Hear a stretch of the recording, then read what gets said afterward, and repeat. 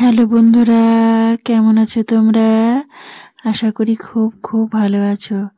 তো বন্ধুরা, আজকে একটু অন্যরকম ভিডিও নিয়ে কথা বলবো। সেটা দেখেই বুঝতে পারছো আমার আর্ট চ্যানেলের ভিডিও। তো দেখো আমি কিভাবে আর্ট চ্যানেলে আর্টের ভিডিওগুলো করি। তো খুব পরিশ্রম হয়, পরিশ্রম না, আমি যখন দেখি আমার কোনো একটা ড্রয়িং শেষ হয়ে গেছে তখন আমি এত যে আনন্দে পাই নিজের, সে কি তোমাদের বোঝাতেই পারবো না। তাই আমি আমার নিজের আঁকা দেখি তখন অনেকক্ষণ ধরে দেখি, ঘুরিয়ে দেখি, ফিরিয়ে দেখি অনেক রকমভাবে। কিন্তু যখন আমি আঁকতে বসে যাই না, তখন আর অন্য কোনো দিকে তাকায় না, সমস্ত কাজ সেরে রেখেই আমি এই কাজটা করি।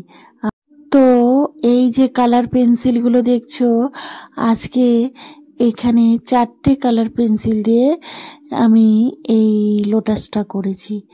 তো এই কালার পেন্সিলগুলো খুব রিসেন্টলি কিনেছি।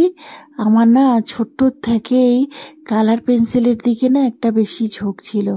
স্কুলে গিয়ে কোনো দোকানে কালার পেন্সিলের বক্স দেখলেই না মাকে বলতাম, ও মা আমাকে একটা কালার পেন্সিলের বক্স কিনে দাও না। মা তখন বলতো না। আমি না খুব কাঁদতাম এই কালার পেন্সিল কিনবো বলে। আর সেই কালার পেন্সিল বক্স যখন আমাকে কিনে দিত, আমি যে সেটা দিয়ে কত কিছু আঁকা, কত কিছু যে করতাম তার ঠিক নেই।